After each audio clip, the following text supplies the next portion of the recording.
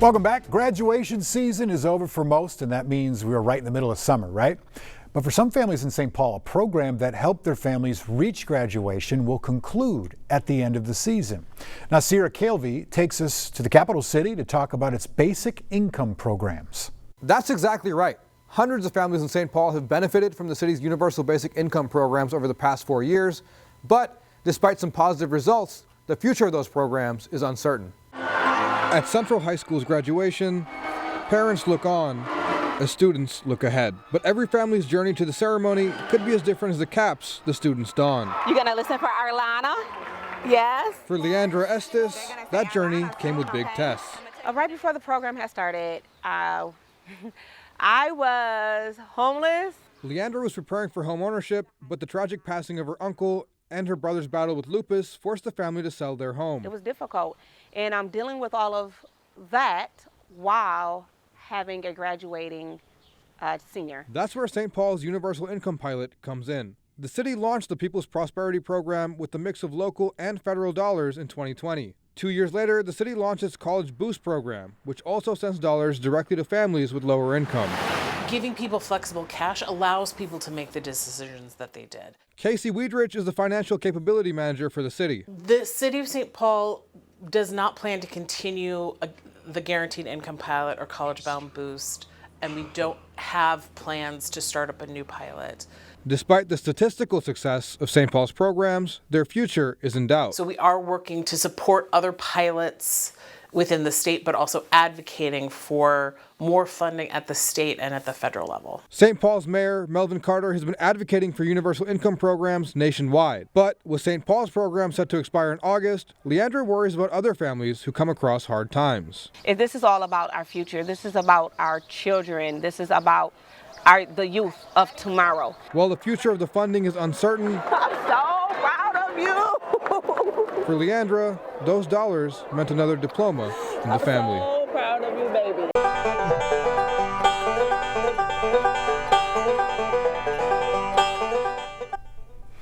It's been a fixture of the folk music scene for 47 years, but now Homestead Pick and Parlor in Richfield is packing up its banjos and is set to close at the end of the month. Kent Erdahl stopped by to talk about the difficult decision and where the owners and fans of folk music go from here. Drive by, and you might wonder how Homestead Pick and Parlor has survived nearly 50 years.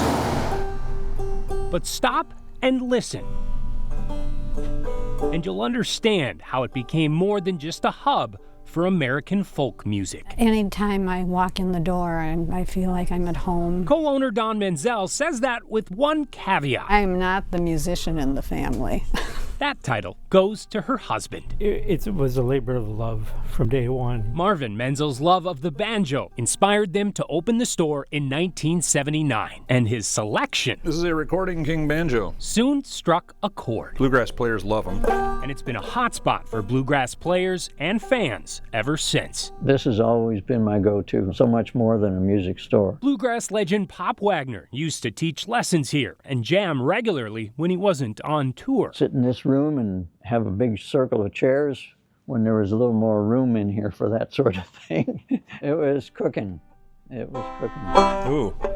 Current instructor Bruce Johnson, It's always the bee. is still cooking.